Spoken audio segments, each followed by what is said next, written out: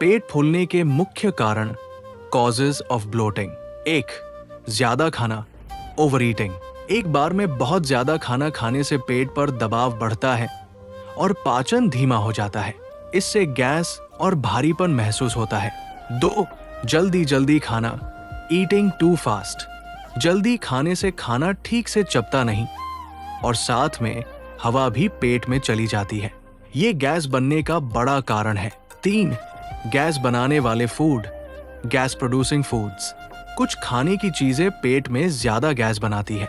राजमा, छोले, दाल, पत्ता गोभी, फूल गोभी, सोडा और कोल्ड ड्रिंक्स, इनसे ब्लोटिंग बढ़ सकती है। 4. फूड एलर्जी या इंटॉलरेंस। कुछ लोगों को कुछ चीजें सूट नहीं करती। दूध, लैक्टोज इंटॉलरेंस, गेहूं, ग्लूटेन, फल की शुगर, फ्रक्टोज, इससे बार बार गैस और पेट फूलना होता है। 5. कब्ज, कॉन्स्टिपेशन। जब पेट साफ नहीं होता तो आंतों में गैस जमा होने लगती है। इससे पेट भारी और फूला हुआ लगता है। 6. ज्यादा नमक खाना, हाई सॉल्ट इनटेक। नमक ज्यादा लेने से शरीर में पानी रुकता है, वाटर रिटेंशन। इससे सूजन और पेट फूलना बढ़ता है। 7. हार्मोनल बदलाव, हार्मोनल चेंजेस। खासकर महिलाओं में पीरियड्स के दौरान हार्मोन बदलने से पेट फूलना आम समस्या है। 8. हवा निगलना, स्वॉलोइंग एयर। कुछ आदतें, च्यूइंग गम, स्ट्रॉ से पीना, बार बार डकार रोकना, पेट में हवा भर देती है। 9. पाचन तंत्र की समस्याएं, डाइजेस्टिव डिसऑर्डर्स। अगर बार बार ब्लोटिंग हो रही है तो ये कारण हो सकते हैं। IBS, irritable bowel syndrome, infection, acid reflux. ऐसे में डॉक्टर की सलाह जरूरी है। याद रखें, पेट फूलना सिर्फ खाने की वजह से नहीं, बल्कि आपकी आदतों और पाचन तंत्र की स्थिति पर भी निर्भर करता है। अब समझते हैं मित्रों इसके लक्षण और प्रभाव। Symptoms and impact.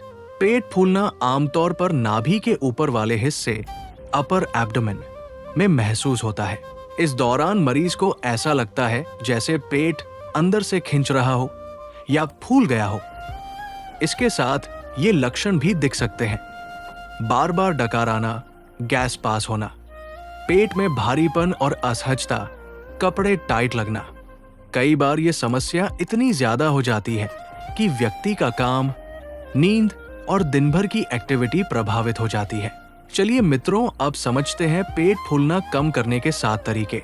ज्यादा खाने से बचें, अवॉइड ओवर ईटिंग। जब हम एक साथ बहुत ज्यादा खाना खाते हैं तो पेट को उसे पचाने में ज्यादा मेहनत करनी पड़ती है। इससे खाना देर से पचता है और गैस बनने लगती है। कोशिश करें दिन में 3 बड़े मील्स की जगह 4-5 छोटे मील्स लें। प्लेट छोटी रखें। 80% पेट भरने पर ही खाना बंद कर दें। 2. धीरे धीरे खाएं, माइंडफुल ईटिंग। जल्दी जल्दी खाने से हम ज्यादा खा लेते हैं और साथ में हवा भी निगल लेते हैं, जिससे गैस बनती है। सही तरीका, हर निवाले को अच्छे से चबाएं, कम से कम 20-25 बार। खाने के दौरान मोबाइल या टीवी से दूर रहें। खाने में कम से कम 20 मिनट का समय दें। 3. फूड एलर्जी या इंटॉलरेंस पहचानें। कुछ लोगों का शरीर कुछ चीजों को सही से पचा नहीं पाता, जिससे गैस और ब्लोटिंग होती है।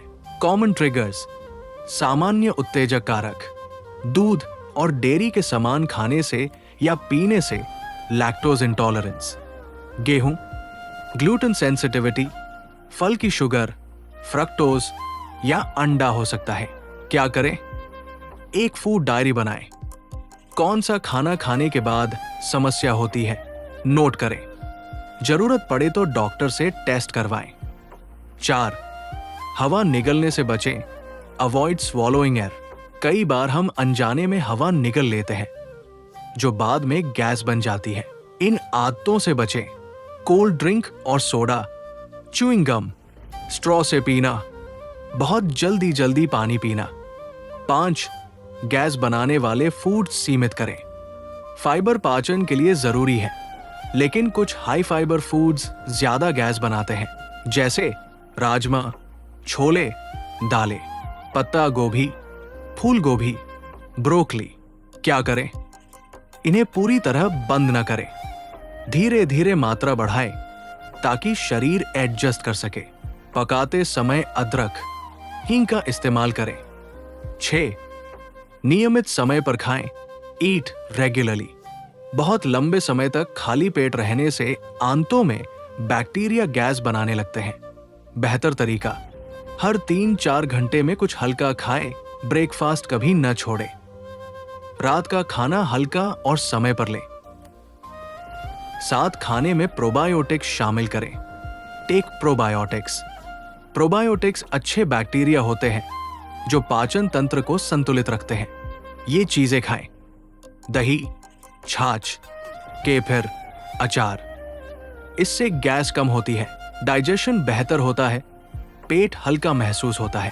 अतिरिक्त सलाह, एडिशनल एडवाइस: नमक कम करें।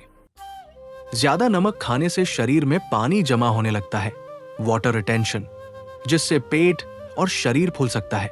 डॉक्टर को कब दिखाएं? अगर ये समस्या बार बार हो रही है, बहुत ज्यादा दर्द के साथ है, वजन कम हो रहा है या भूख कम लग रही है, तो तुरंत डॉक्टर से सलाह लें। ये किसी बड़ी बीमारी जैसे IBS, इन्फेक्शन या फूड इंटॉलरेंस का संकेत हो सकता है।